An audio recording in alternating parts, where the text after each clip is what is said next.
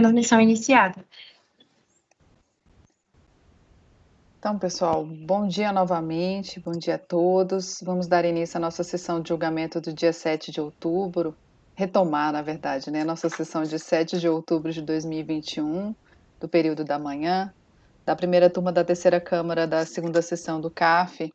Presentes os conselheiros João Maurício Vital, Wesley Rocha, Mônica Renata Melo Ferreira Estou, Fernanda Melo Leal, Flávia Lilian Selmer Dias, Letícia Lacerda de Castro, Maurício Dauritim do Vale e Sheila Ares Cartacho Gomes, que votarão nessa sequência.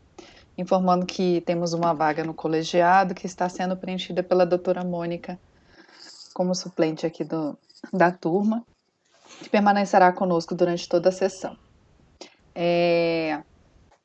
A gente vai iniciar agora essa segunda parte pelo processo item 73, Domingos Salles de Araújo. É um processo de relatoria da doutora Fernanda e é um pedido de sustentação oral do doutor Pedro. Bem-vindo, doutor Pedro, ao nosso colegiado. Bom dia a todos, eu agradeço aí a vocês poderem me ouvir um pouco, né? E eu pretendo ser breve, porque eu sei que a labuta de vocês é bem pesada, que eu já tive sentado aí na cadeira como conselheiro, eu sei como é fazer isso e vou procurar ser bastante breve na minha sustentação oral. Agradeço, doutor. Então, vou passar a palavra para a doutora Fernanda iniciar pela leitura do relatório. Vou pedir para que todos desliguem o microfone. Com a palavra a doutora Fernanda. Bom dia a todos, bem-vindo, doutor Pedro, ao nosso colegiado. Pois bem, no presente caso, nós temos a lavratura de lançamento tributário, lançamento fiscal em decorrência de depósitos bancários de origem não comprovada, omissão de rendimentos e aplicação da presunção legal do artigo 42. Tá? Pois bem, eu vou tentar resumir aqui. O contribuinte, ele alegou a nulidade do procedimento fiscal em sede de impugnação, o qual foi afastada tal alegação pela unidade de piso, por entender que todos os requisitos previstos para o prefeito deslinde do procedimento administrativo fiscal, princípios do contraditório e ampla defesa foram devidamente atendidos. Teve uma questão peculiar nesse caso, com relação às provas, tá? Que o contribuinte, ele sustentou que as provas que foram utilizadas para embasar o lançamento, que ela teria sido eivada de nulidade, tendo em vista que teria sido determinado pela justiça que elas não fossem consideradas, né? Foi determinado pela justiça que, pela primeira instância, nos autos de ação penal, que na Operação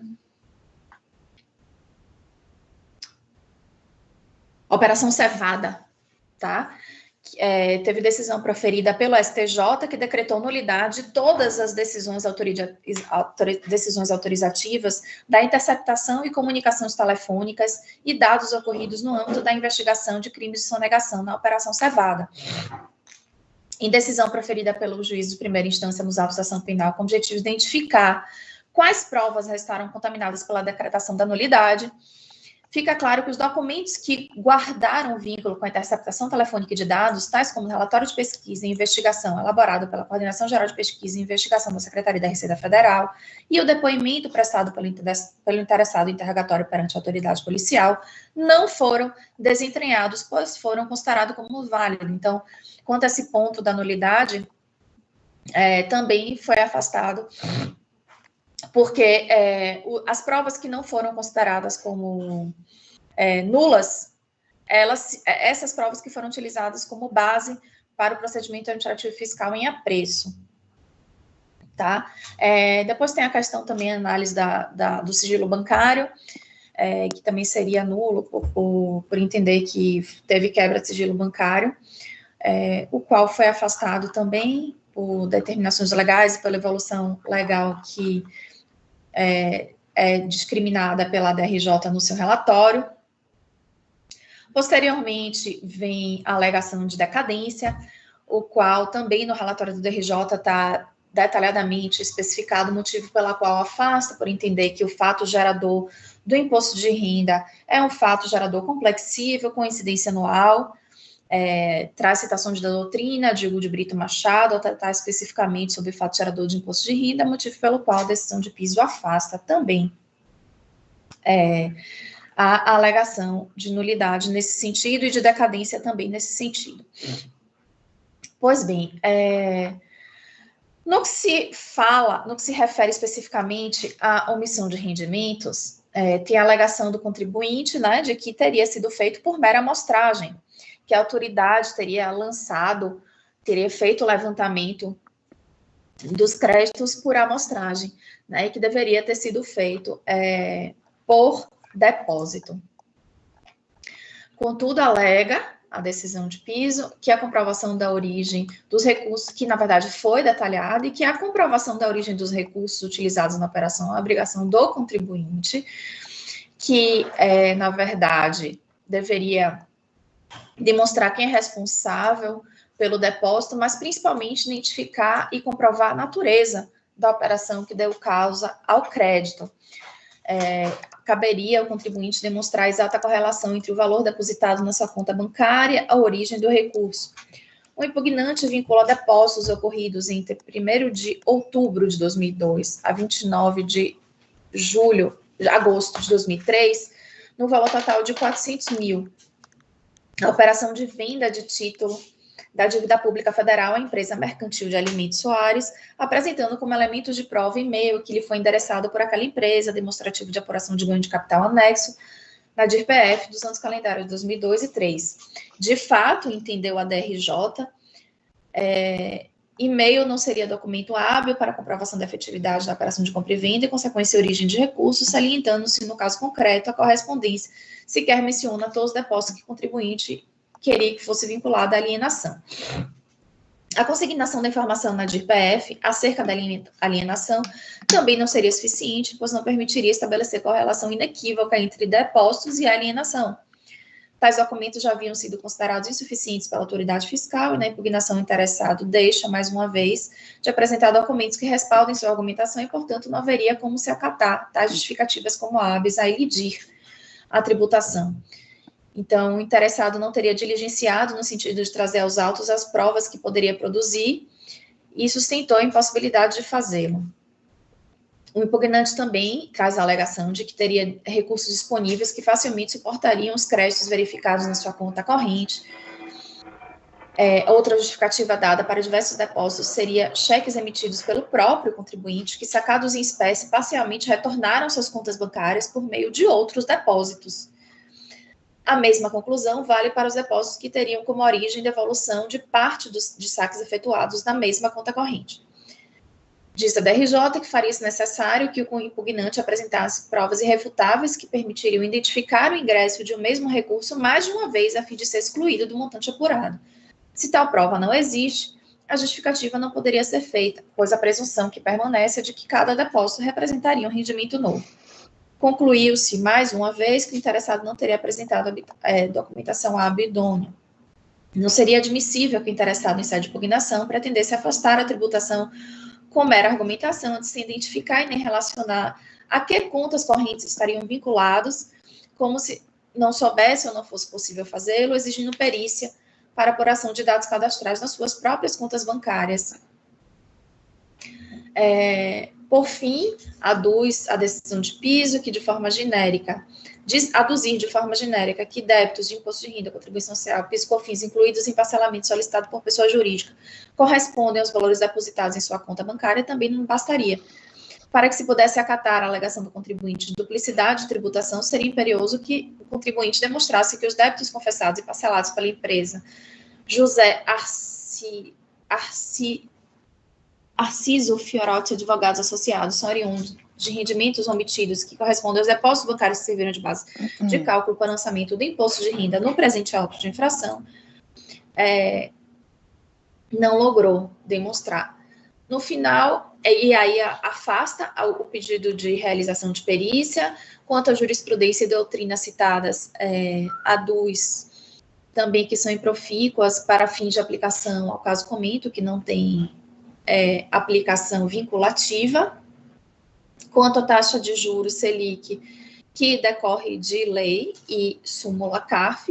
Então, desta forma, conclui a DRJ no sentido de julgar procedente em parte a impugnação, alterando o valor do imposto de renda apurado no lançamento relativo aos exercícios 2003, 4 e 5 para 294 mil, acrescido de multa de ofício de 75% e juros de mora de acordo com a legislação aplicável. Juntei a tabela, tendo em vista as modificações efetuadas pela decisão, e se há de recurso voluntário, o contribuinte segue sustentando o quanto alegado anteriormente e não trouxe prova adicional. Esse é o resumo do relatório. Obrigada, doutora Fernanda. Passa ao patrono. O senhor tem 15 minutos. Tá bom. Presidente, relatora, demais conselheiros, né, como bem descrito pela relatora, é um auto de infração e depósito bancário de origem não comprovada. A minha sustentação oral, eu vou até 5 tópicos, né, para poder facilitar de uma maneira mais clara o que a gente pretende argumentar. Então, a primeira coisa que eu queria falar em relação à decadência relativa no calendário de 2002, né, como o auto refere-se a 2002, 2013, 2004, e ele foi elaborado em julho de 2008, eu entendo que teria ocorrido a decadência e houve recolhimento de tributo se a gente verificar a declaração de imposto de renda do contribuinte e também houve compensação.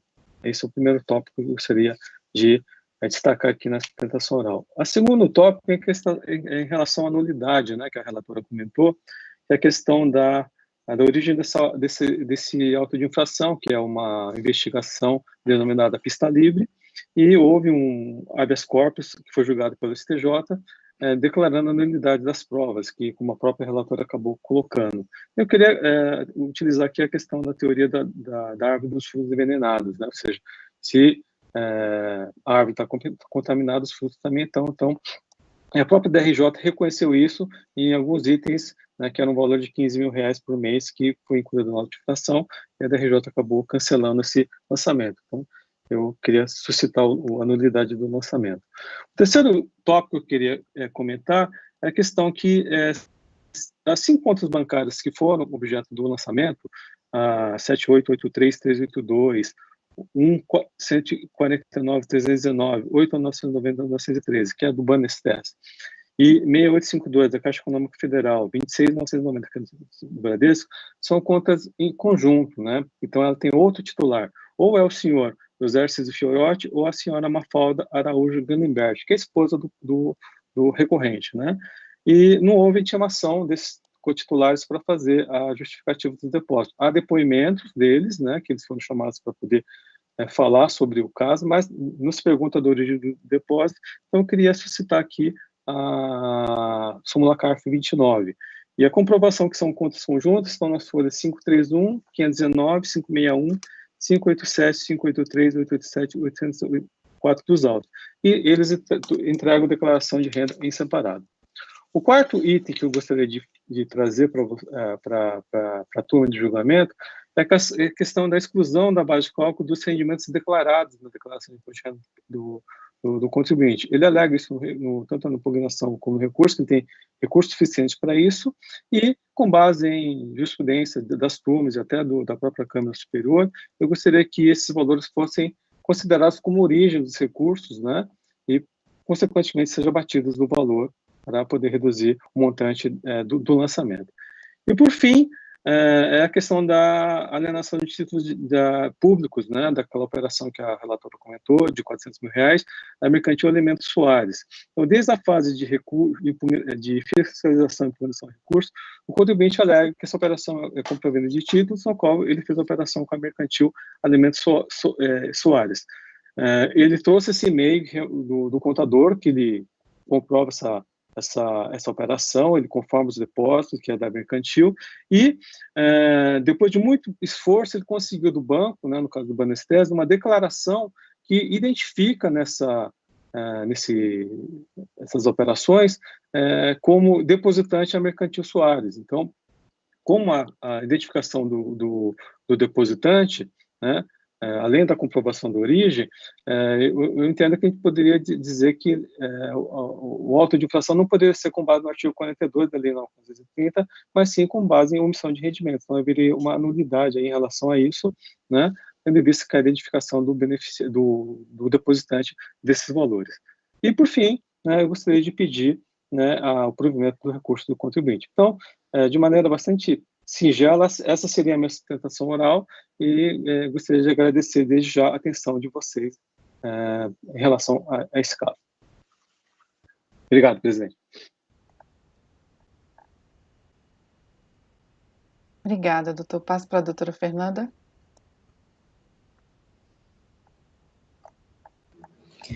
Pois bem, partindo para o voto, quanto à preliminar de nulidade, eu afasto pelos mesmos motivos sustentados na decisão de piso, por entender que foi dado ao contribuinte o direito de defesa, houve a observância da ampla defesa, foi dada a oportunidade à parte interessada em produzir provas no seu sentido mais amplo, demonstrar todas as suas razões no litígio, não houve qualquer ofensa ao princípio do contraditório também, não houve qualquer arbitrariedade ou atitude sorrateira por parte da autoridade fiscal, pelo contrário, o procedimento primou pela transparência e oportunidade de colaboração do contribuinte.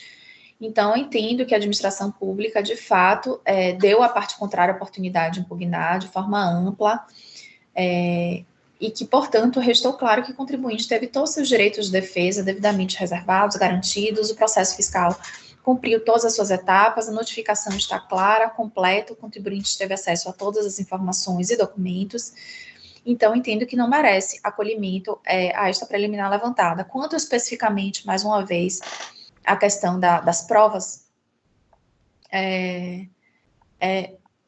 repito também que todas as provas que foram consideradas como inaptas pela Justiça, elas não foram utilizadas como embasamento para o lançamento fiscal. As provas que foram utilizadas de base para o presente lançamento foram provas que foram consideradas como aptas e, portanto, não foram nem desentranhadas dos presentes autos. Então, portanto, eu rejeito a preliminar de nulidade. Quanto ao depósito bancário de origem não comprovada especificamente, eu entendo que, de fato, o lançamento está perfeito, está demonstrando todos os lançamentos pormenorizados, tá? Eu reitero também que a questão a alegação genérica de que os débitos dos impostos de renda, contribuição social, PIS, COFINS, incluídos em parcelamento solicitado por pessoa jurídica, corresponderiam a valores depositados em sua conta bancária, não basta, pois carece de comprovação. Entendo que não seria admissível que o interessado ele pretenda, né, afastar a tributação com argumentos sem provas contundentes para evidenciar a movimentação bancária, a origem dos rendimentos, os quais depósitos foram considerados como omissos, né, e sem a origem devidamente comprovada. Então, portanto, também no que se refere aos depósitos bancários, eu mantenho o lançamento na sua integralidade, tá? E no que se refere mais uma vez, a juros e multa, entendo que decorre de previsão legal, expressa, inclusive, súmula CARF, e, portanto, eu realmente mantenho o lançamento na sua integralidade, nego provimento a recurso voluntário, rejeitando preliminarmente a arguição de nulidade.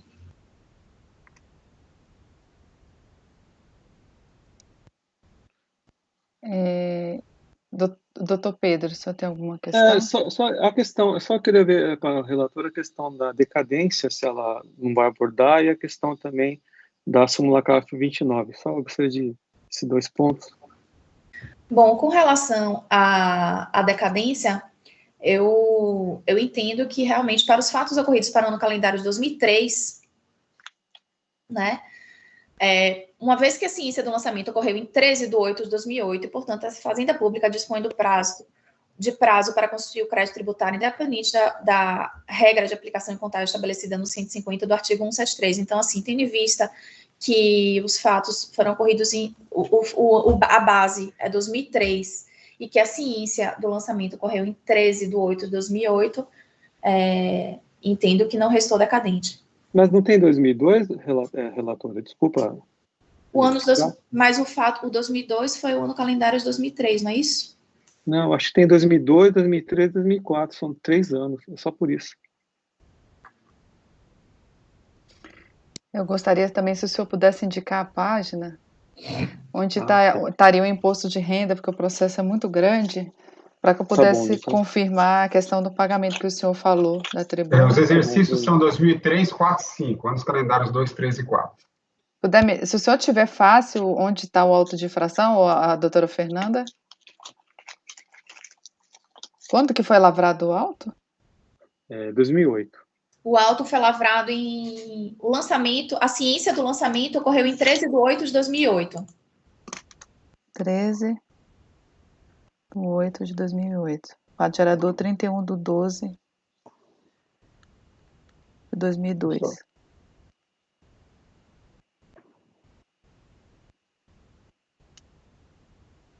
Ver se houve recolhimento, mas realmente tem no calendário de 2002 Teria que olhar no imposto de renda, né? Está na declaração, no termo de verificação fiscal tem isso aí, que agora eu estou sem ele aqui. Abrir o auto de infração, geralmente no auto de infração diz. Enquanto eu olho o ano de 2002, que realmente eu acho que me parece que de fato está decadente. Mas quanto a súmula CARF que o senhor trouxe, tem informação se a conta era conjunta na época dos fatos geradores? Sim, tem, doutora. Tem, inclusive, eu cito aqui na minha sustentação oral as páginas que tem a comprovação que são contas conjuntas, que é a folha, deixa eu ver, 531, 519, 561, 587, 583, 887 e 804. Então, há essa... que foi juntado em microfilme das contas bancárias, inclusive, entendeu? Então, teve bastante... Como a presidente falou, é um processo bastante complexo, ele tem muita prova, muitas folhas, né? Eu mesmo assumi esse caso faz 2 semanas, então, para poder chegar nessa conclusão, eu tive que analisar item a item, né? Doutor, essa alegação foi impugnada na impugnação, no recurso? No caso, ele não falou da súmula CARF, ele fala que são contas conjuntas e ele pede para dividir os depósitos em 50% para cada contribuinte, né? Mas é uma questão de nulidade, né, presidente? Então, por isso que eu se estiver falando alguma coisa relacionada à co-titular, eu entendo que estaria impugnado. Ele faz isso em impugnação no recurso. Mas mesmo que não tivesse trazido, eu particularmente não entenderia, neste caso, não entenderia que estaria precluso. Existem certos casos que, de fato, eu até adoto a preclusão, mas nesse caso, eu não está falando sobre súmula CARF, tanto que não foi nem abordado pela DRJ, mas, mesmo assim, eu entendo que deve ser analisado, não estaria precluso. Inclusive, presidente, o próprio fiscal, né, em um dos casos, ele mesmo dividiu a conta, né, em 50% para cada cotitular, né? Então, ele acabou até fazendo isso, né? Então, e até que teve um caso que foi julgado na primeira sessão, né, que é do escritório de advocacia que envolve, que vários contribuintes foram atuados, né? E aí, a turma, no caso, o acordo é 1401.005.579, que foi agora em junho de 2021, eles deram provimento ao recurso do contribuinte aplicando a súmula CARF 29, né? Inclusive entendendo que não houve, por parte da fiscalização, um devido zelo de fazer uma devida investigação de quem eram os reais titulares da conta. Então, é um processo bastante complexo, viu, presidente? Só tem toda a razão. Ela realmente, né, a relatora teve bastante trabalho para fazer essa análise, né? Então, realmente é bastante complexo. Doutor João? Folhas 531, é isso que o senhor falou? Estou olhando aqui agora. São várias, 531, 519, são um monte. Doutora Fernanda, tem uma questão de ordem aqui. Diga. Eu abri o processo, não está numerado aqui, porque eu abri o meu processo, mas a folha que está a decisão recorrida, o acordo recorrido, está lá na anotação manual, folha 1387 seguintes. Eu não sei se tem em algum outro lugar dos autos essa mesma decisão, porque às vezes essa decisão que eu estou lendo aqui, que é do processo, ela se repete. Talvez eu esteja lendo uma parte da decisão. Você está falando da decisão da DRJ?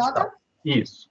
Veja, 1514, se o senhor olhar, folha 1514 do PDF, 1514/1589. Tá, eu não abri o PDF, eu estou abrindo direto no meu processo. Mas a minha dúvida é o seguinte, esse documento que eu estou abrindo, ele está incompleto. Não tem o dispositivo nele. Veja se é isso mesmo, por favor, porque se for, a decisão o processo tem que ser baixado em diligência para que se junte a decisão recorrida. A decisão do DRJ? É. Tá abaixo. No meu eu estou com o e-processo. Quer que eu te passe aqui agora? É folha 1514 do PDF, 1514/1589. Te passo agora. Porque tem aqui a ementa, na folha manual, que a anotação manual da página, tem a ementa na folha 1387, e na folha 1388, folha seguinte, aí a ementa é interrompida, e já começa o relatório. Eles não colocaram as folhas de verso. O verso não é numerado. Eu estou dizendo que eu participei desse julgamento. São as ímpares. Essa era a minha turma da DRJ, e não tem ali os participantes, então que fica na folha de verso, entendeu? Então, eles só botaram a folha da frente, a decisão está incompleta, tanto que a decadência, eu estou olhando aqui só está trazendo. Exatamente, eu comecei a ler decadência, não fez sentido. Exatamente. Não fez sentido, está faltando folha aqui. Eu participei desse julgamento. Você participou desse julgamento, você poderia participar aqui de novo? Sim. Sim. Pode. Ela não poderia ser relatora do processo, mas como julgadora, sim. Eu acho uma questão de ordem, doutora Fernanda. Acho que tem que baixar o processo de diligência, a decisão tem que estar inteira, a decisão recorrida.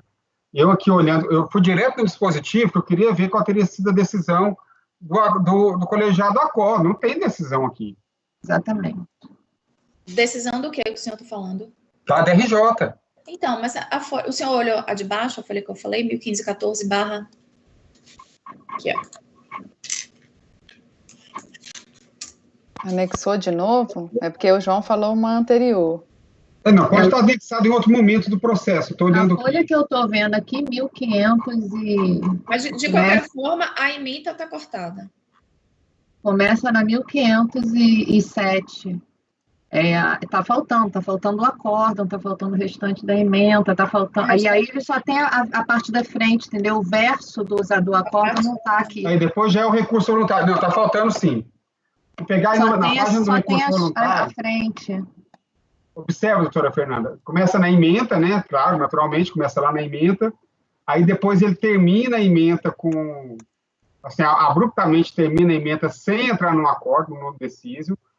Termina aqui, arguições de inconstitucionalidade. Aí acabou a ementa, vem a próxima página. Essa é a página 1 do documento, né? Da decisão, do acordo. Aí pula para a página 3, falta a página 2. Uhum. A página 2 não está aqui, mas a página 2 é que tem o acordo. Não, tudo bem, mas assim, ó, veja que depois da 1 pula para 3, depois não pula mais, é só essa página, tá? Sim, não é a página da decisão. Tá, mas o que eu estou falando é o seguinte, do resumo da decisão, que está de novo lá embaixo. É a página 2 apenas que está faltando. A gente pode fazer isso, tudo bem, pela questão de ordem. Mas o que eu estou falando é o seguinte, não é o que a Mônica falou de estar faltando tudo, não. Porque assim, depois do que pula da 1, tem a 3, a 4, a 5, aí tem todas, a 6, 7, tem tudo. Falta a página 2. Falta a página 2. O verso do restante da ementa e apenas a informação. Acórdão membro dos colegiados, que no final tem também, na conclusão. Mas o que eu tô falando é o seguinte, não tá o que a Mônica falou, não tá só à frente, porque senão na hora que eu estivesse lendo o acórdão da DRJ, eu ia ver que a decisão estava incompleta. Mas a conclusão do relator pode não ter sido a decisão do colegiado, esse é o ponto. O relator pode ter concluído de um jeito, o colegiado decidido de outro, aí e até não... vencedor, né? Não, pode ter sido por maioria, e não ter tido voto vencedor. O relator pode ter vencido por maioria. Por que isso é importante? Aonde que eu queria chegar? Eu estava analisando justamente a questão da decadência. Aí eu olhei aqui, na argumentação da DRJ, trata da decadência do ano calendário de 2003, mas nada fala do ano calendário de 2002. Então, tudo bem. Então, foi nula nesse aspecto. Mas não está faltando página. Não está. Está faltando a página 2, gente. Está faltando a página 2. Tudo bem, mas eu estou falando o seguinte, na análise da DRJ, na fundamentação, não tem 2002. Não tem. Não tem, isso. Aí eu queria ver lá no deciso, se no acórdão, eles deram provimento para o ano 2002, por isso, por algum motivo, não constaram aqui. Porque se tiver dado provimento, está resolvida, que a matéria não estaria devolvida, da decadência do ano 2002. Era isso que eu estava olhando. Aí eu fui lá no acórdão para decidir, para ver a decisão. E não tem a decisão aqui, não tem o deciso. Porque está na folha 2 que está faltando. Tá faltando, a folha 2 está faltando. Mas eu acho que por a questão de ordem, a gente deve realmente baixar a diligência para que seja juntada essa folha, mas tenho convicção de que 2002 não foi dado, porque está de novo no recurso voluntário do contribuinte. Então, tenho convicção. Mas tudo bem. Acho que possivelmente, mas é preciso ter o acordo inteiro. E quando tiver o acordo inteiro, isso eu vou até analisar novamente, porque deixou de analisar. Né? Então, teve vício na decisão de piso. Então, relator, eu peço também da questão da cotitularidade, se a senhora puder analisar, eu agradeço. Isso, e bem como a questão também levantada pelo patrono aqui na tribuna, da súmula CAF, Não, gente, só um detalhe, peraí. Uma coisa é uma resolução para trazer o documento, sanear o processo. A outra coisa que a gente não tem como fazer agora é a gente julgar e anular ou pedir para complementar o acordo. Isso só vai ser feito para o processo voltar. Nós não vamos julgar, nós vamos converter o julgamento em diligência. Então, Isso. Acho que não cabe nem continuar a discussão. Não, gente, a questão aqui está morta, não. O meu vejo é só devolver o processo para sanear. Só sobre esse ponto, posso falar, presidente? Pode. Nesse ponto, me parece que está faltando uma página que deixou de verificar-se, no caso, se há uma análise do período de 2002. Como a matéria é de ordem pública... Desculpa, Wesley, vou só interromper. Não é isso que está faltando. Tá? Que está faltando o que é, então? Está faltando a inteireza do acordo, não tem o decísio. Porque o acordo não é o relatório, nem o voto. O acordo é o decísio. O contribuinte recorre da decisão. A decisão não está nos autos. Isso que eu estou dizendo, gente. Tem que trazer a decisão nos autos. Você não sabe nem o que foi dado ou não dado provimento sem o deciso. Nem, mesmo que seja a decadência ou qualquer outra matéria. Bom. Eu descobri isso quando eu fui olhar a decadência, mas o que está faltando, na verdade, é o deciso. Está faltando o dispositivo. Isso. Eu gostaria só a gente não vai fazer esse julgamento agora, porque vai precisar do acordo inteiro, mas eu só alerto aqui que essa decadência do ano calendário 2002 me parece, tá? Eu teria que analisar, olhar direito, né? Mas me parece que isso não foi impugnado. Lá na impugnação, que eu estou lendo aqui, então teria que bater para ver se isso foi o equívoco no relatório da DRJ ou não. No acordo da DRJ, no relatório, está escrito assim, na folha 1509, caso não se declare a nulidade absoluta do auto de infração pelos motivos já expostos, tá? É a alegação do contribuinte, requer o reconhecimento da decadência parcial do lançamento relativamente aos fatos geradores ocorridos antes de 31/7/2003, já que somente tomou ciência em... antes, tudo bem, então desculpa, ele está pedindo antes. Mas mesmo se fosse... Mas tem que olhar... Oi? Mesmo se fosse ela matéria de ordem pública, então daria... Concordo, a matéria de ordem pública. Agora, não, pode analisar. Não, a questão é se houve omissão da DRJ. Da relatora. Gente, nós não vamos analisar isso agora, doutora Mônica. A gente não vai analisar nada do mérito, nem das preliminares. A gente só tem que ter a decisão inteira. Eu vou colocar em votação aqui, pela diligência, para que seja juntada aos autos cópia integral da decisão de primeira instância. Correto? Então, podemos encaminhar nesse sentido, doutora Fernanda? Sim, claro. Então, doutor João. Eu acompanho para que seja cometido o julgamento em diligência para juntar o inteiro teor do acordo recorrido. Doutor Wesley? Então, eu ia acompanhar, eu vou acompanhar, mas eu só estava querendo verificar se fosse só a matéria de decadência, que está faltando ali aquela página, no sentido de, se fosse isso, daria para suprir em segunda instância, mas como o doutor João falou que é o dispositivo, que esse aí é importante, então eu também vou acompanhar a diligência. Doutora Mônica? Acompanha a diligência. Doutora Flávia? Acompanho a diligência. Doutora Letícia? Acompanho. Doutor Maurício? Acompanho a diligência, senhora presidente. Eu também acompanho a diligência. Então, item 73, Domingos, resolvem os membros do colegiado, por unanimidade de votos, em converter o julgamento em diligência para que seja juntado aos autos inteiro o teor do acórdão recorrido. Fez sustentação oral o patrono Dr. Pedro Anan Júnior, OAB 110-861. Correto, doutor?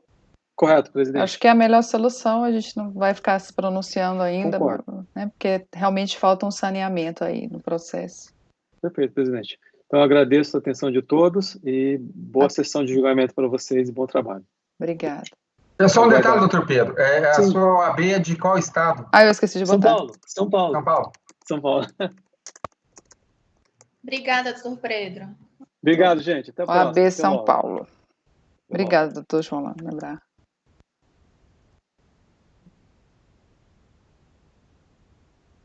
Bom, deixa eu ver aqui da pauta da manhã o que a gente ainda não fez. É o Muricy. A gente iniciou pelo 69, o 70, Muricy Ramalho. É um processo que saiu em vista para o conselheiro Maurício. O relator votou por conhecer parcialmente do recurso, não conhecendo as alegações de inconstitucionalidade, rejeitar as preliminares e dar-lhe parcial provimento para desqualificar a multa de ofício, reduzindo-a a 75%. Iniciada a votação, o conselheiro Wesley abriu divergência para dar provimento integral ao recurso. Acompanharam o voto do relator os conselheiros Mônica, Fernanda, Flávia e Letícia. Nesse caso, houve votação integral, tá? E não houve mudança do colegiado, Que votaram Dr. Wesley, Mônica, Fernanda, Flávia, Letícia. Pediu vista ao processo o conselheiro Maurício Dauritin do Vale. Então, nesse caso, falta o doutor Maurício se pronunciar e aí votar também. Senhora presidente, não sei se estou com a palavra já, me desculpe ter me atravessado. Posso palavra? Não, está com a palavra. Então tá bom, obrigado. Bem, senhores conselheiros, eu fiz a análise do processo, nesse tempo da sessão passada para esse, até compartilhei uma minuta das minhas considerações, mas vejo que essa minuta acaba sendo desnecessária, porque não farei declaração de voto, tendo em vista que depois de estudar o processo, optei por acompanhar o relator, senhora presidente.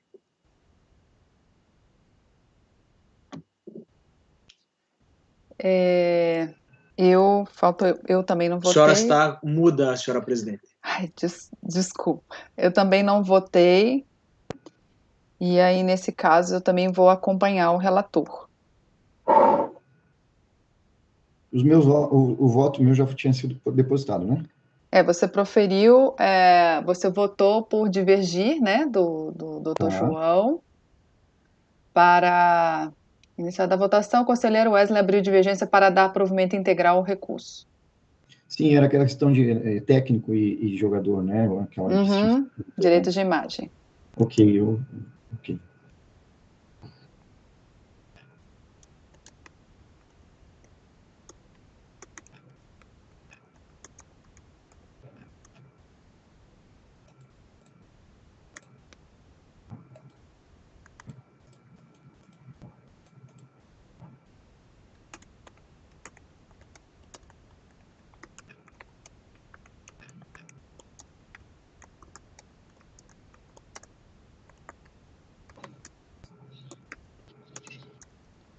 Deixa eu só colocar aqui, então.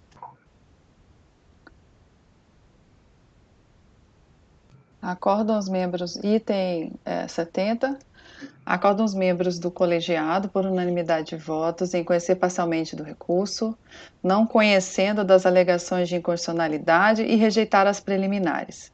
No mérito, por maioria de votos, em dar parcial provimento ao recurso, para desqualificar a multa de ofício, reduzindo-a a 75%.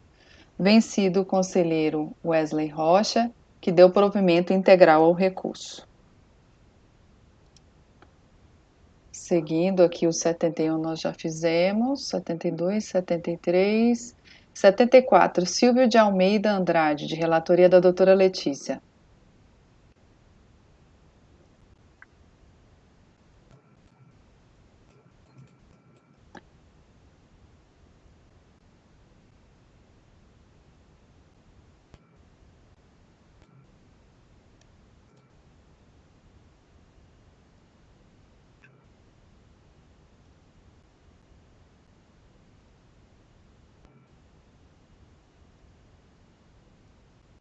Vocês me desculpam, porque minha tela estava completamente congelada e eu não conseguia sequer ligar o microfone, mas ouvindo perfeitamente bem. Doutora Letícia, só uma questão. Eu botei no 76 esse mesmo recorrente, né?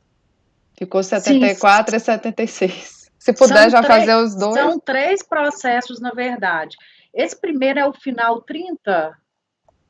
O primeiro é o final 30. Ficou separado? Tem mais algum desse Silvio? São 3 que ficaram intercalados com... 79. 79 também? Tá tudo de manhã, né? Tá. Podemos fazer outros 3 que estão de manhã. Tá. Se der tempo. Este aqui é um recurso voluntário, relativo a imposto de renda, tendo sido constituída a multa isolada de 50% no valor tal, apurada sobre, eu vou substituir, o valor indicado no demonstrativo de apuração que compõe a autuação, decorrente da falta de recolhimento de imposto devido a título de carnê-leão. Eu citei aqui o relatório fiscal, tá? Olha, o contribuinte declarou o recebimento no mês de julho, relativo a rendimento de pessoa física não assalariado, a honorários, enquanto nesse mesmo mês o total de suas despesas escrituradas em livro caixa, incluindo o excesso de dedução de meses anteriores, totalizou tal, levando a uma base de cálculo para recolhimento do carnê equivalente a tanto, o que implicou no imposto devido total de 36 mil aproximadamente. Não tendo havido recolhimento de carnê-leão referente a este ou qualquer outro período, sendo o imposto devido apurado quando da declaração anual de ajuste e recolhido como cotas do imposto, folhas tais, aplicamos a multa isolada no valor de 18 mil aproximadamente, a de 50%. Aí eu cito a ementa, ele refuta a aplicação da multa, né, falando que só recolheu o imposto devido do carnê-leão no mês de julho de 2001, em costas do imposto de renda, né, que o acessório, que é isso aqui, deve seguir o principal, e aí eu apliquei a súmula CARF número 147, dando provimento ao recurso.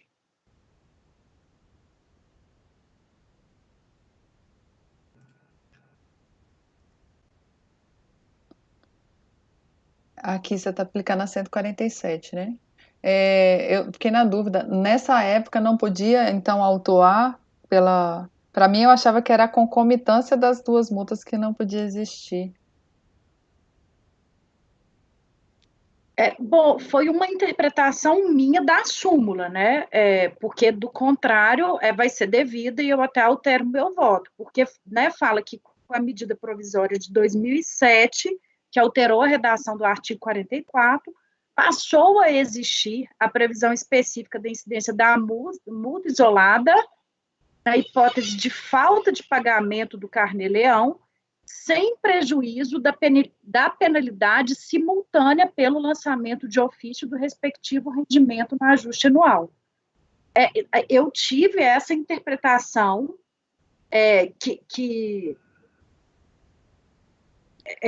essa interpretação, né, que eu apliquei.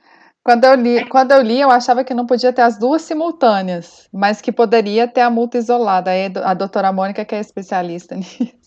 Sim, foi meio especialista não, a multa isolada existia antes, porque não tinha, a gente tinha muito lançamento. A multa isolada, para mim, existe, então correto. Não, a multa isolada já existia, a Mônica está certa. Porque não pode a concomitância, só isso.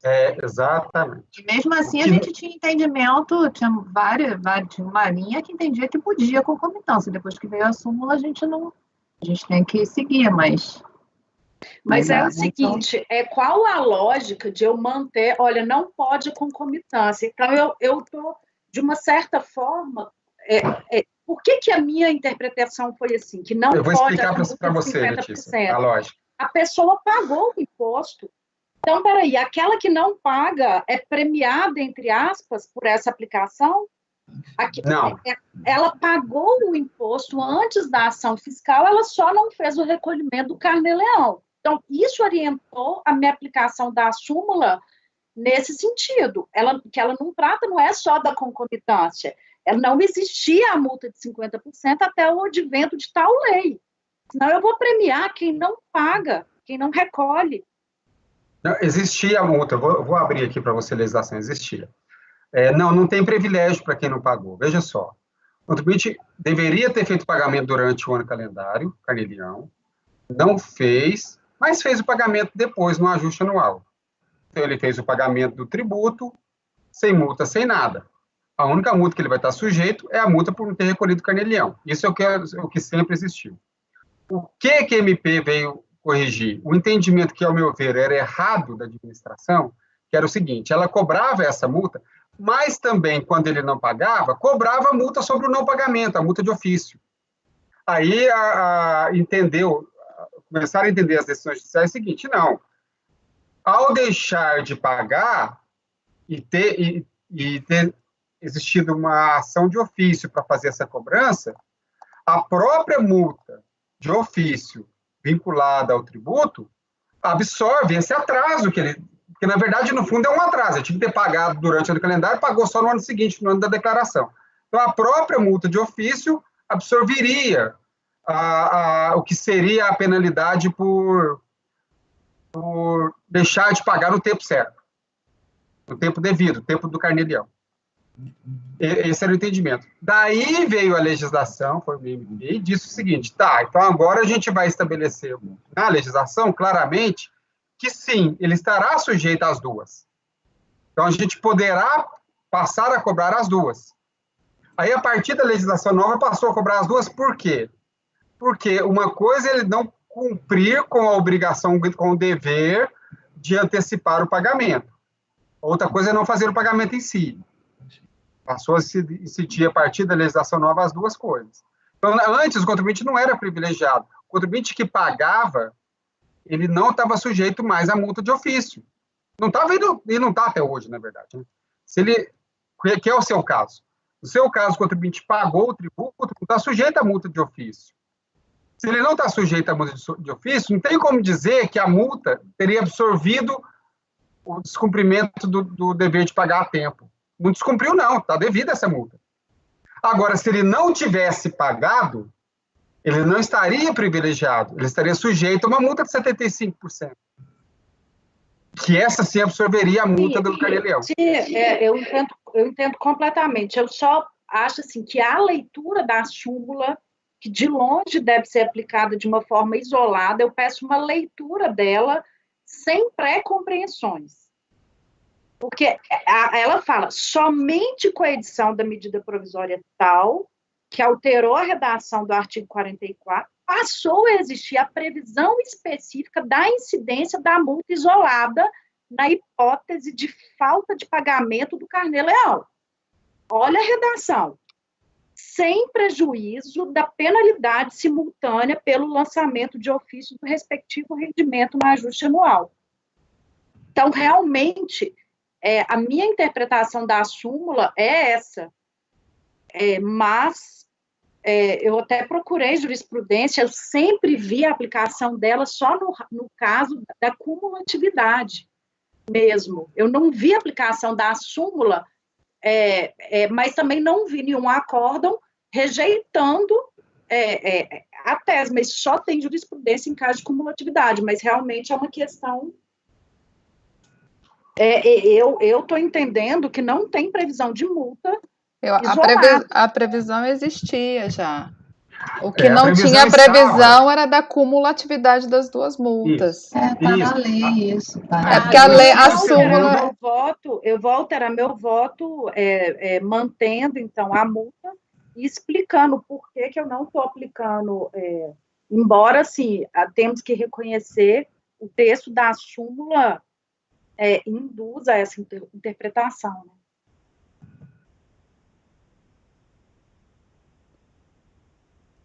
Doutora Letícia, o dispositivo que já existia e que foi alterado pela MP, essa MP que trata a súmula, que é a MP 351, era o inciso 2º do artigo 44 da 9430, que dizia, a multa, serão aplicadas as seguintes multas, de 50% exigida isoladamente sobre o valor do pagamento mensal, a linha A, que é o caso aqui, na forma do artigo 8º da Lei 7.713, que é o Carnê-Leão, quando deixar de ser efetuado, ainda que tenha sido apurado imposto a pagar na declaração de ajuste, no caso de pessoa física.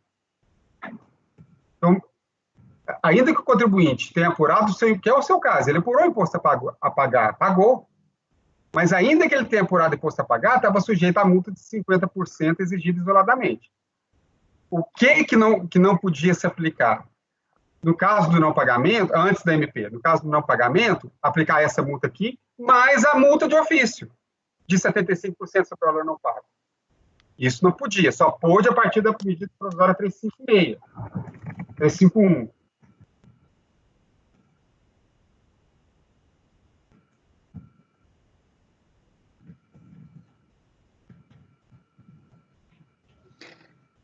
Então, podemos colocar em votação? A senhora vai botar negar provimento? Essa situação é a mesma nos 3 processos? Não, são diferentes. Não. Tá. Doutor João, como vota? Desculpa, vai manter o voto como estava, doutor? Não, vai alterar para negar provimento. Eu acompanho. Doutor Wesley? Eu acompanho, presidente. Doutora Mônica? Acompanho. Vai mudar, né? Sim, acompanho. Doutora Fernanda? Acompanho, presidente. Doutora Flávia? Acompanho. Doutor Maurício? Acompanho, senhora presidente. Eu também acompanho.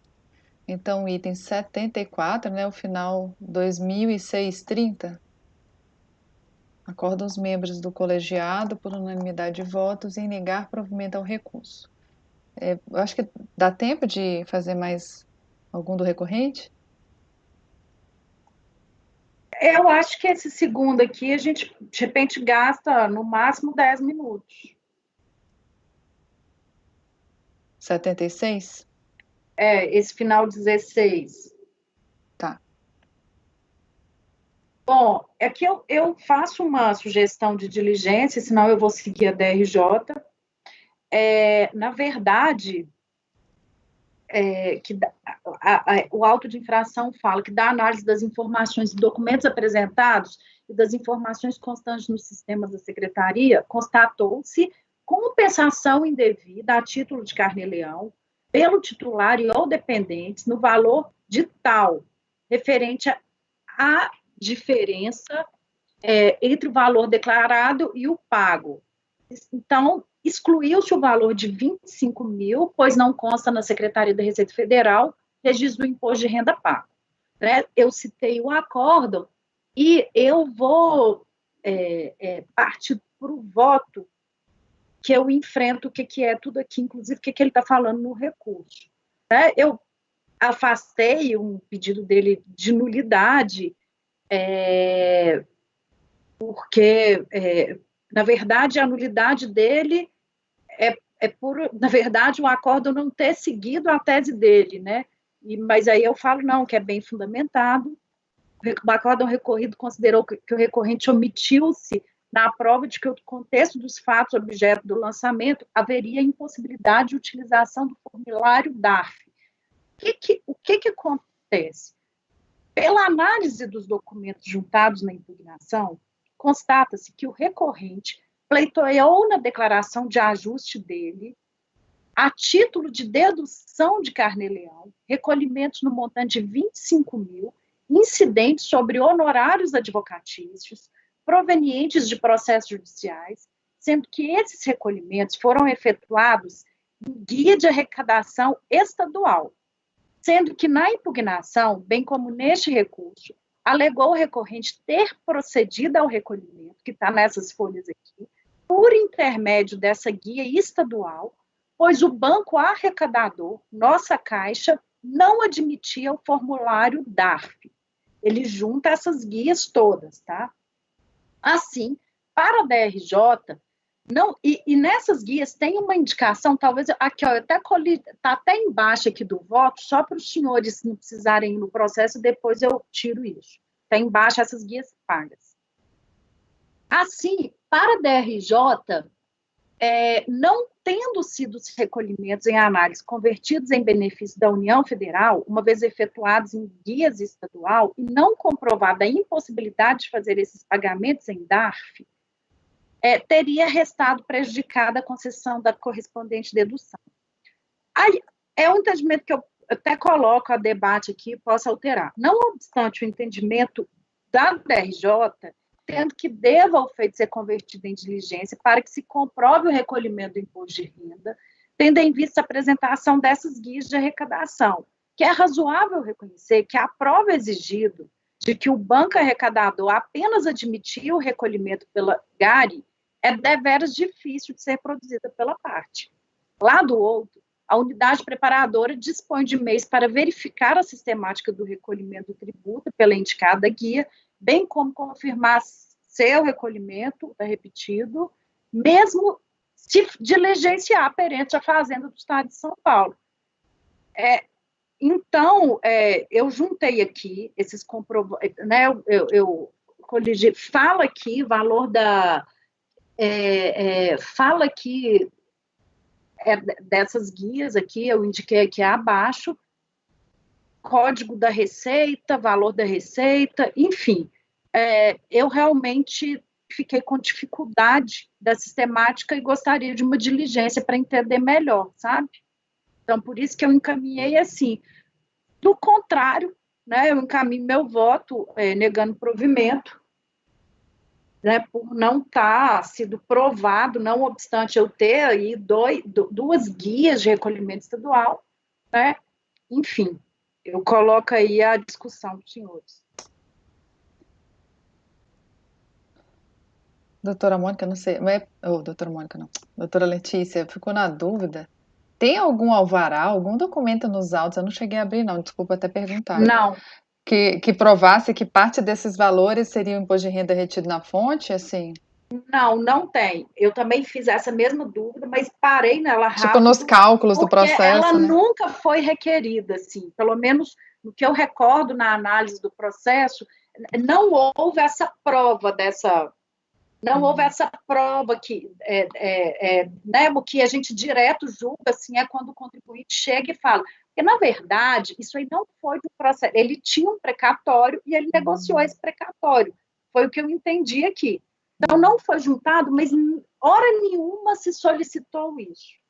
Seria ótimo ele ter trazido, né? Uhum. Mas é um documento de arrecadação que eu não me sinto confortável em desconsiderá-lo. Tem um código de receita 0310 que eu nem sei de onde que é esse código. Deve ser do fisco estadual, né?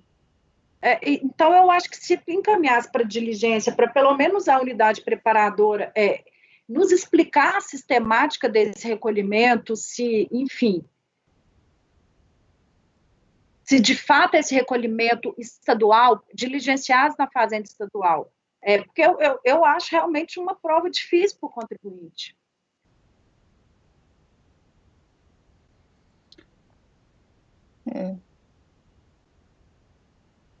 O que você acha, doutor João? É isso que eu queria saber.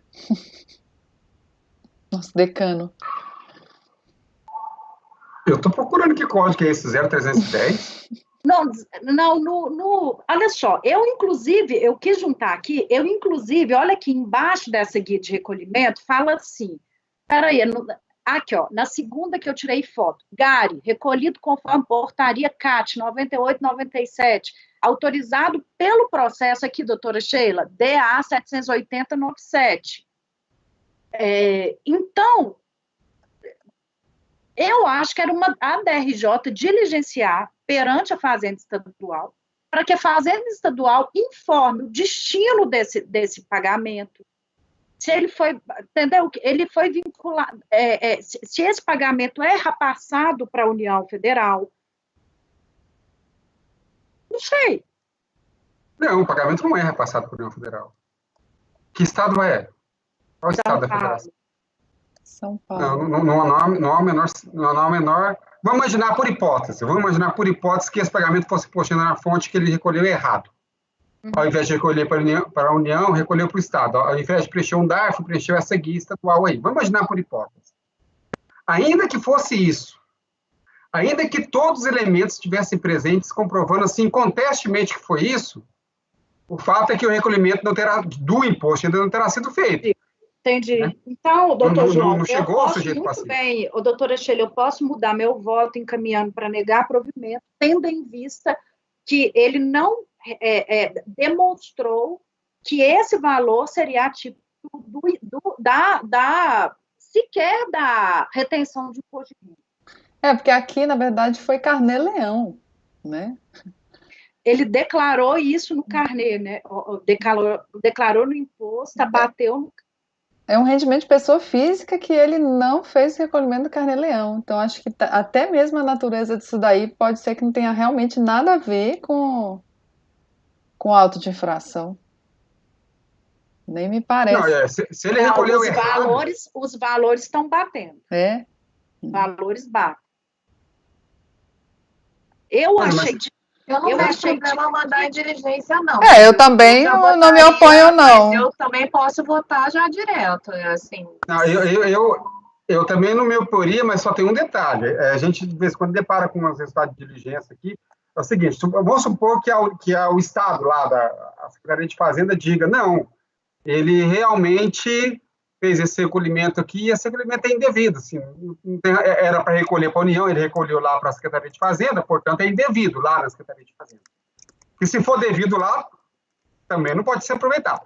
Então, digamos que a Fazenda diga, não, o recolhimento é indevido, ele não estava devendo esse valor para nós. Tá, e daí? Isso não significa que ele pagou imposto de renda. Significa que vai poder pedir uma restituição lá. Sim. Do indébito dele lá. Porque não tem como adimplir se ele pagou para o credor errado. O que eu entendi é que é uma prova muito complicada falar, né, eu estou falando de um processo mais antigo, ele tentou, né, ele está alegando que não tinha como pagar DARF lá, né? E eu acho isso uma prova muito, né, que ele exigia o pagamento por essa guia estadual. E é o que eu coloquei no meu voto. Eu acho que é uma prova muito difícil de você fazer. Mas aí o que você está querendo é saber se isso, de alguma forma, foi convertido e está nos sistemas da Receita como recolhimento carnê-leão. Não, isso não terá acontecido, não terá acontecido. É só se ele tem que ter feito um pagamento aqui, não sei. Não, eu entendo a preocupação da Letícia se ele foi compelido a fazer o pagamento errado. Isso. Essa que é a preocupação da Letícia. Mas isso não vai adiantar aqui. Só que aí ele teria que trazer. Quem compeliu? O juiz mandou ele pagar nessa guia? Sei lá o quê? A fonte pagadora falou assim, não, você paga sempre nessa guia. Então, essa prova ele tem que trazer. Ele tem que dizer, não, tá aqui, ó. O juiz mandou pagar nesse documento. O contador da Justiça mandou pagar nesse documento. Por isso que eu paguei errado. Aí poderíamos... Mesmo assim, eu teria dificuldade de admitir que estaria pago o tributo. Me parece que teria ter sido corrigido de alguma forma, mas eu não vejo como ele poderia ter corrigido. Eu entendi que a diligência seria para isso, para ver se isso de alguma forma estaria nos sistemas da Receita como uma correção que o contribuinte conseguiu fazer de alguma forma, que eu não consigo vislumbrar aqui como ele poderia ter feito isso. Eu entendi que seria nesse sentido, para não, né, prejudicar ele. Mas eu realmente não sei se ele teria como fazer isso. Porque essa prova aí de que ele fez, foi obrigado, blá, blá, blá, se isso não tiver como recolhimento de carnê-leão, ainda assim não tem como aceitar. Eu, pelo menos, entendo que não tem como aceitar. Tá, eu posso encaminhar, mas então. Não sei, Não eu sei. posso, se a diligência é infrutífera, a minha tendência é a diligência, mas se ela, independente da resposta, é infrutífera, então eu estou encaminhando para negar provimento. Doutora Letícia, eu acabei de abrir a tabela aqui da Secretaria de Fazenda do Estado de São Paulo. Código 310 é IPVA dívida ativa. Não, mas não é 310, não é? Acho que foi 310, você falou, né? 0310. 03, código de 031, dígito 0. Sim, está escrito aqui, IPVA dívida ativa. Código da Receita. Eu não entendo das receitas lá do Estado de São Paulo. Vai abrir uma tabela aqui na internet, tem vários códigos. Aí o código 310, não sei se é isso, está escrito IPVA. Tá, eu estou encaminhando para negar provimento. ARBR, isso aí. Então, é negar provimento. Ok? Só uma pergunta, o outro processo é a mesma situação desse ou é situação diferente? Tá, então nós vamos votar só o 76, né? Então, o 76, acordam os membros do colegiado por unanimidade de voto, não botei em votação. Doutora Letícia, você está mudando o voto para negar provimento ao recurso. Desculpa, gente, é porque eu já estou com a cabeça em encerrar a sessão aqui. Doutor João, como vota? Não, peraí. Tem um fato novo. O código 031-0, é esse o código que está aí, doutora Letícia? Uhum. Consultando aqui na internet, o Governo do Estado de São Paulo, é o código de imposto de renda na fonte incidente sobre o rendimento de trabalho assalariado. Ele é funcionário do Estado de São Paulo? Prestou serviço para o Estado de São Paulo? Não, eu não tenho todas essas informações. Ele é uma pessoa, um advogado, um profissional liberal, negociou um precatório e foi obrigado a recolher imposto na narrativa dele dessa forma. Eu acho que com base nessa informação do doutor João, eu posso até citar na resolução, eu acho que vale a pena a gente entender a sistemática. Eu acho que cabe a resolução, sim. A diligência. Você me manda, por favor? Eu vou mandar para você o documento que vale a imposto investido na fonte, incidência sobre rendimento de trabalho assalariado, prestação de serviços de terceiros, pagos a qualquer título por autarquias, fundações do Estado de São Paulo. E como a gente sabe que a Constituição determina que os estados retêm o imposto da fonte de quem presta serviço a si, na verdade, não é de quem presta serviço, é de seus empregados, servidores, né? Tem que ver se ele tem esse vínculo. Pode ter sentido, sim, a alegação dele. Vou passar para a doutora... Vamos para a diligência, eu acho mais prudente. Esclarece isso, né? Na dúvida, diligência, nesse caso. Me parece que os valores são iguais, eu acho que tem uma questão muito probatória sensível aí. Então, eu vou colocar para a diligência. Doutor João, como vota? Doutor Wesley? Eu acompanho pela diligência. Doutora Mônica? Acompanho. Doutora Fernanda? Acompanho. Doutora Flávia? Doutora Flávia, não estou ouvindo. Acho que ela caiu. Travou.